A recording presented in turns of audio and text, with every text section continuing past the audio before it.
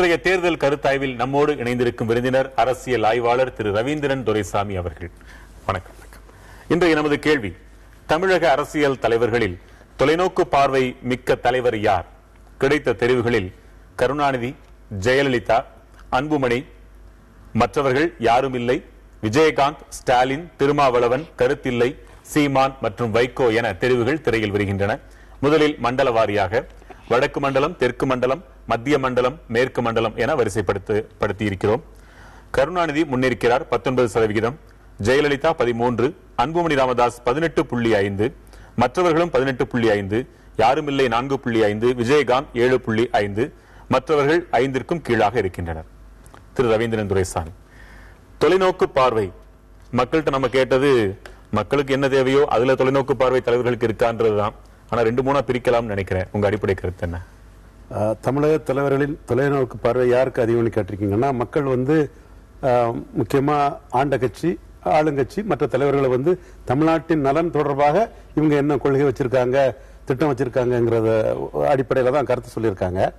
என்றாலும் முதல் 2 தலைவர்களே நாம எடுத்து பார்த்துட்டோம்னா, இதே தவிர தொலைநோக்கு பார்வைன்னு சொன்னா கட்சி வளர்ச்சிக்கு என்ன தொலைநோக்கு பார்வை ஒண்ணு, அடுத்தபடியா கட்சியில தன்னுடைய இடத்திற்கு எந்த பிரச்சனையும் வராம இருக்கிறதுக்கு, தனக்கு எந்த பாதிப்பும் வராம இருக்கிறதுக்கு என்ன தொலைநோக்கு பார்வை, சுயநல தொலைநோக்கு பார்வை. நிச்சயமாக லீடர்ஷிப்புக்கு காப்பாத்துறது. அதாவது பொதுவா பொலிட்டிக்ஸ்ல one must be very alert in politics சொல்லுவாங்க. மக்களுக்கு பயனேதும் இல்லையா? இல்ல, நம்ம அலர்ட்டா இருந்து நம்மளை காப்பாத்தினா தானே மக்களுக்கு ஏதாவது செய்ய முடியும். Jayalalithaa very very alert in politics.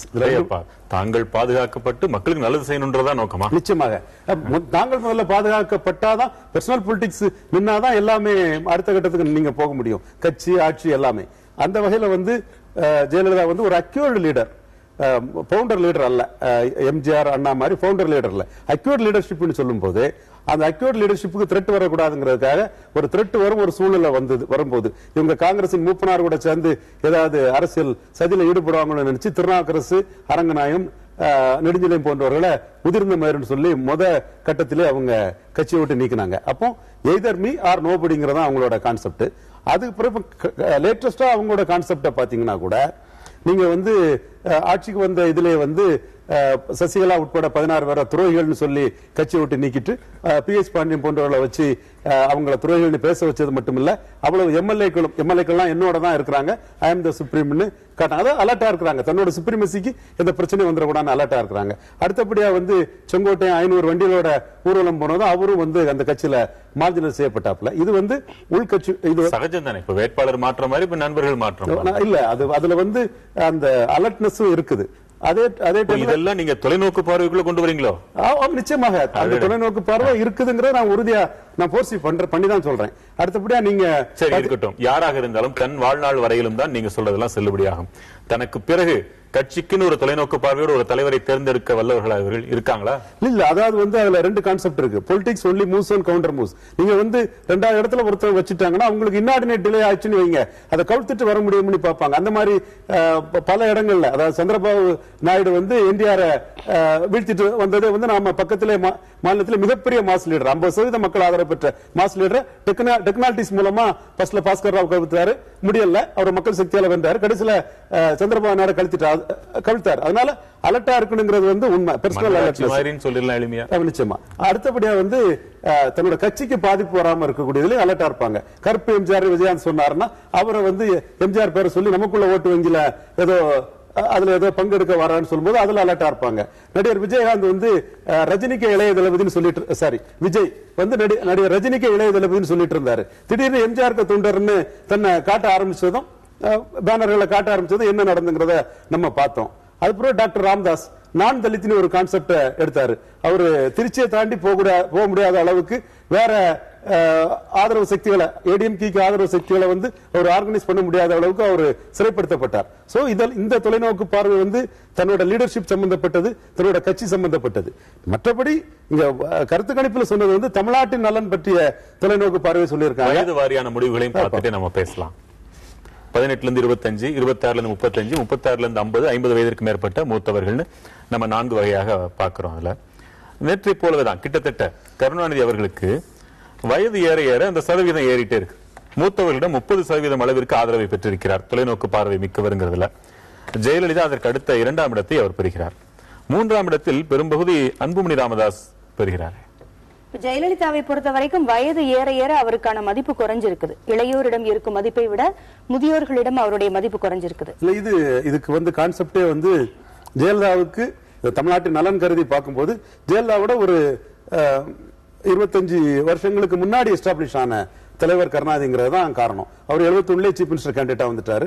இவங்க 89 தான் சீஃப் மினிஸ்டர் கேண்டிடேட்டா வந்தாங்க. சோ அந்த டிஃபரன்ஸ் தான் இதுக்கு காரணம். ஏன்னா ஜெயலலிதாவை தெரிவதற்கு முன்னாடியே இவர்களுக்கு சிறிய வயதில் இருக்கும்போது கருணாநிதி தெரியும். கருணாநிதியோட ஆட்சி திறன் மற்ற விஷயங்களா தெரியும்.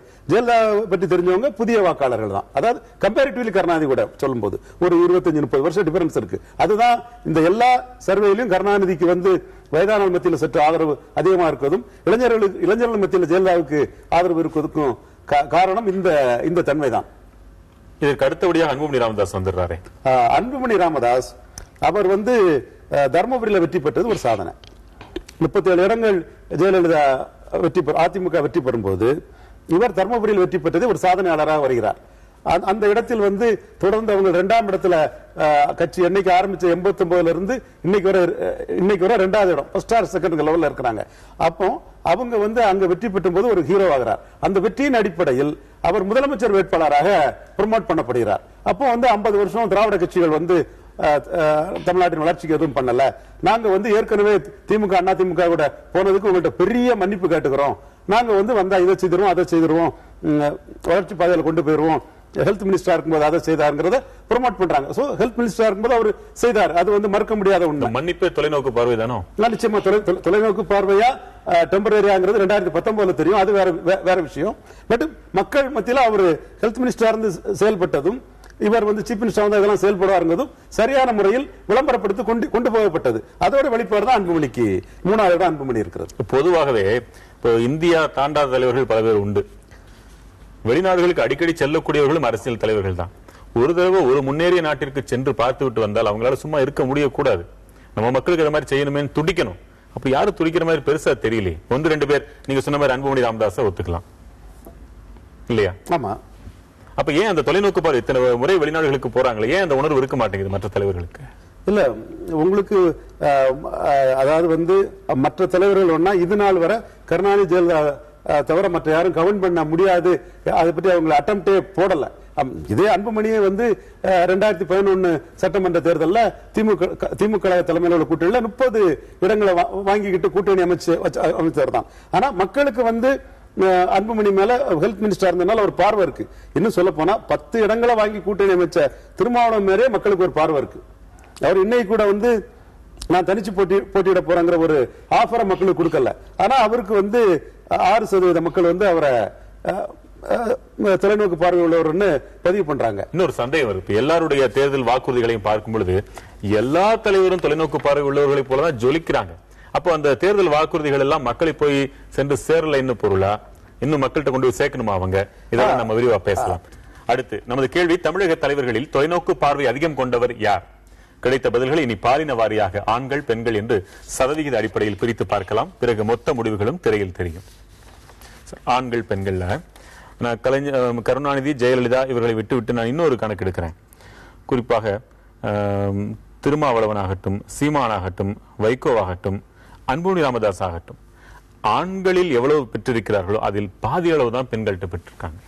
அதாவது இவங்களை பற்றிய செயல் திட்டங்களும் இவங்களோட எதிர்கால அரசியல் வியூகங்களும் பெண்கள் மத்தியில முழுமையா சென்றடையலன்னு தான் இது சொல்லணும். இது அரசியல் ஆர்வம் உள்ள ஆண்களுக்கு சென்றடைய அளவுக்கு அரசியல் ஆர்வம் உள்ள பெண்கள் மத்தியில இது முழுமையா சென்றடையலங்கிறதான் தோணுது. மேல இதுல சீமான் இது பார்க்கும்போது சீமானுக்கு ஒரு நியர்லி ஒரு 5% ஜெனரலாவே சொல்லியிருக்காங்க. ஆண்கள்ல 5.3, பெண்கள்ல குறைவு. ஆக இவருக்கு இந்த அளவுக்கு சொல்றதே இவருக்கு பெரிய விஷயம் தான் ஒரு புது கட்சிக்கு. ஆனா அவர் பல வெளிநாடுகளுக்கு போய் வந்தது மூலமாட்டும் உலக தமிழர்களினோட ஒத்துழைப்போடு தமிழ்நாட்டுக்கான ஒரு வரைவு திட்டத்தை சிறப்பாகவே செய்திருக்கிறாரு. இந்த தமிழகத்தை ஒரு மிகவும் ஒரு வளமான பகுதியாக ஒரு வளர்ச்சி அடையக்கூடிய பகுதியாக செயல்படணும்னு வித்தியாசமான நிறைய கருத்துக்களை அவர் சொல்லியிருக்காரு. என்றாலும் அந்த கருத்துக்கள் மார்க்கெட்டிங் செய்யப்படவில்லை, முழுமையாக ரீச் ஆகவில்லைங்கிறது தான் அவருக்கு ஒரு சுமார் 5% தான் இருக்குங்கிறத காட்டுது. அடுத்தபடியாக இதுல கருணாநிதி 20.73, பெண்களிடத்திலும் 21.1, இந்த ஏறத்தாழ சம அளவில் இருக்காங்க. ஆனால் ஜெயலலிதா ஆண்களிடத்தில் 17.49, பெண்களிடத்தில் 21.98. சரி, இந்த நிலவரம் இப்படி இருக்கட்டும். மக்கள் தொலைநோக்கு பார்வை கொண்ட தலைவருக்கு வாக்களிக்கணும்னு நினைப்பாங்களா, அல்லது கண்ணு முன்னாடி உள்ள பிரச்சனையை யார் தீர்ப்பாங்களோ அவங்களுக்கு வாக்களிப்பு நினைப்பாங்களா? தொலைநோக்கு பார்வை உள்ள தலைவர்கள் வந்து சுதந்திர காலகட்டத்தில் தான். இப்ப காமராஜ் இருந்தாருன்னா அவர் வந்து பெரிய எதிர்ப்பு ஒண்ணும் இல்லை. அப்போ வந்து நம்ம சுதந்திரம் அடைஞ்சிட்டோம், நம்ம நாடு வந்து பொதுவா இன்க்ளூசிவா எல்லாருமே முன்னேறதுக்கு எந்தெந்த வகையில பண்ணணும், ஒரு மாநிலத்தோட ஒத்துழைச்சு பண்ணணும், மாநிலத்தோட நன்மையை பண்ணணும். ஓட் கேச்சிங் வந்து இரண்டாம் பட்சம் தான், ஒரு லாங் ஸ்டாண்டிங் இதை தான் பண்ணி இது பண்ணாங்க. இப்போ வந்து ஒரு 89க்கு பிறகு மாறி மாறி ஆட்சிக்கு வரக்கூடிய சூழ்நிலை, அல்லது 77க்கு மேலே வெற்றியும் தோல்வியும் மாறி மாறி வரக்கூடிய சூழ்நிலை. அப்போ வந்து எப்படியாவது இம்மிடியேட்டா வெற்றி பெற்றாகணுங்கிறதா நிர்பந்தம் ஆகுது. நீங்க தொலைநோக்காட்டு ஒரு திட்டத்தை போட்டு அது 10 வருஷத்துல பலன் தரும்னா அந்த பலன் வந்து இன்னொருத்தர் ஆட்சி காலத்துக்கு போயிட்டு அந்த நடந்து வர சூழ்நிலையை பார்க்கும்போது அப்போ நம்ம போட்டும் இவருக்கு பலன் இல்ல, அரசியல் எதிரிக்கு பலன். அப்ப அரசியல் எதிரிக்கு ஒரு பலன் கொடுக்கறதை விட மீண்டும் நம்ம ஆட்சியை காப்பாத்திக்கிட்டு ஆட்சியை அடுத்தால வர்றதுக்கு என்ன பண்ணுமோ நம்ம வாக்கு வங்கிய அதிகரிச்சு நம்மளோட வெற்றி பெறணும், அல்லது நாம தான் மாற்று என்பதில் வந்து மாற்றம் வந்துடக்கூடாதுங்கிற அளவுல தான் இப்போ உள்ள தலைவர்கள் வந்து பிராக்டிக்கலா கருணாநிதி ஜெயலலிதாவின் பொலிட்டிக்ஸ். அப்ப அவங்க இப்படித்தான் திட்டம் போட முடியும். லாங் ஸ்டாண்டிங் திட்டம் வந்து அந்த ஆரம்ப காலத்துல இருந்த மாதிரி போட முடியாதுங்கிறதா யதார்த்தம். மொத்த முடிவுகளை திரையில பாக்குறோம். இப்ப அதிமுகவை பொறுத்த மட்டும் அடுத்த தலைவர் அவங்க உருவாக்குறது செய்யறது இதெல்லாம் நீங்க பேசுனீங்க. அதே சமமா திமுகவிலையும் சொல்லுங்களேன். திமுகவில் வந்து கட்சி ரீதியான தொலைநோக்கோடு இருந்தாங்க. திமுகவில் வந்து அண்ணா வந்து எல்லாருக்குமே மிகப்பெரிய ஸ்பேஸ கொடுத்தாப்ல. கருணாநிதி வந்து அந்த தொலைநோக்கு பார்வை இருந்தது. அது வந்து அவர் என்ன பண்ணுவாருன்னா யாரையுமே வந்து காலி பண்ண மாட்டார். இப்ப வீரபாண்டிய ஆரம்பத்தை சுத்தி போக்கஸ் ரொம்ப ஜாஸ்தி ஆகுதுன்னா ஒரு மதுராந்த ஆர்வத்தை வளர்த்து விடுவாரு, ஒரு செஞ்சி ராமச்சந்திரனை வளர்த்து விடுவாரு, இந்த அரசியலை பண்ணுவாரு. அன்பில் தர்மலிங்கத்துக்கு போக்கஸ் ஜாஸ்தி ஆச்சுன்னா ஒரு மன்மை நாராயணசாமி வளர்த்து விட்டு அந்த போக்கஸை கண்டெயின் பண்ணி, அல்ல ஒரு கோசி மணியை தன்னோட முழுமையான விசுவாசியா வளர்த்து விட்டு அதை கண்டெயின் பண்ணி அப்படி ஒரு போக்கா ஒரு ஆர்ட்டா கலையா செய்வாரு. தடாலடியா வந்து யாரையும் மார்ஜினைஸ் பண்ண மாட்டாரு. அழகிரி, ஸ்டாலின், கனிமொழி இவர்களுக்கெல்லாம் அரசியலில் வாய்ப்பு அளித்தாரா அல்லது இயல்பாக வந்தாங்களா? அது பிரச்சனை ஓடிட்டே இருக்கட்டும். அது ஒரு வகையான தொலைநோக்கோ? நிச்சயமாக தொலைநோக்கு தான். அதுல வந்து லீடர்ஷிப் குடும்பத்தை தாண்டி வெளியே போயிடக்கூடாதுங்கிற ஒரு தன்மை இருக்கத்தான் செய்யுது. மக்களே ஆதரவு அளித்தாலும் கூட அல்லது யாருக்காவது ஒருவருக்காக இறங்கினாலும் கூட தன் குடும்பத்திற்குள்ளேயே இருந்து கொள்ள சந்தேகமே இல்லை. அதோட பார்வை வந்து அதாவது ஸ்டாலினோட உழைப்பு, அவரு ஒரு 30 ஆண்டுகளா எமர்ஜென்சியில் கைதுப்பட்டது அதெல்லாம் இருந்தாலும் கூட அந்த அரசியல் களத்துக்குள்ள வந்து வைகோவோட எதிர்ப்பை சந்திச்சாரு, டி ராஜேந்திரோட எதிர்ப்பை சந்திச்சாரு, சொந்த சகோதரர் அழகிரியோட எதிர்ப்பை சந்திச்சாரு. இப்பதான் எதிர்ப்பு இல்லாம ஒரு சமரச போக்கு இருக்குது. அந்த போக்குல வந்து திமுக தலைவர் கருணாநிதியும் வந்து ஒரு ஸ்டாலின் மேல ஒரு சாப்ட் கார்னர் ஆட்டு இவருக்காக அவரும் பேட் பண்ணிருக்காருங்கிறதா வந்து யதார்த்த உண்மை. அதே நேரம் களத்தில் அவங்க உழைத்த உழைப்பிற்கு நாம மதிப்பு கொடுக்காம இருக்க முடியாது. ஒரு 30 வருஷமா ஒரு கடுமையா உழைச்சிருக்காரு. ஒரு ஆர்கனைஸ் பார்ட்டியோட டெலிகேட்டட் பவர் வச்சுட்டு நம்பர் 2 பவர்ஃபுல்லா இருக்காருங்கிறத நம்ம மறுக்க விரும்பல. மொத்த முடிவுகள்ல முதலிடம் கருணாநிதிக்கு 20.8, ஜெயலலிதா 2ஆம் இடம் 18.55, 3ஆம் இடம் 9.81, இவர்களுக்கு அடுத்து விஜயகாந்த் 6.93, ஸ்டாலின் 6.43, மற்றவர்கள் அதற்கு அடுத்தபடியாக வர்றாங்க. இதுல வேற என்ன குறிப்பிட்ட தகுந்த அம்சம் நினைக்கிறேன்? இதுல ஏற்கனவே வந்த அந்த பேட்டர்ல தான் வந்திருக்குது. ஸ்டாலின் வந்து கருணாநிதி ஸ்டாலின் இதுல வந்து ஸ்டாலினுக்கு மற்ற இது குறைவா வரும். இந்த இதுல ஸ்டாலினுக்கு வந்து கொஞ்சம் அதிகம் வருதுன்னா நமக்கு நாம பயணம் பண்ணது, சில திட்டங்களை இது செய்வோம், மற்ற ஏற்கனவே உள்ள தவறுகள் நடக்காதெல்லாம் மக்கள் மத்தியில பேசுனது அதோட விளைவாக இருக்கலாம். ஒரு 7% ஸ்டாலினுக்கு வந்திருக்குது. இப்ப தொலைநோக்கு பார்வை அதிகம் இருக்க வேண்டும்னு மக்கள் எதிர்பார்க்கிறாங்கிறது நமக்கு ஒரு ஆறுதலான விஷயமா இருக்கு. நிச்சயமாக. பங்களிப்பிற்கு நன்றி.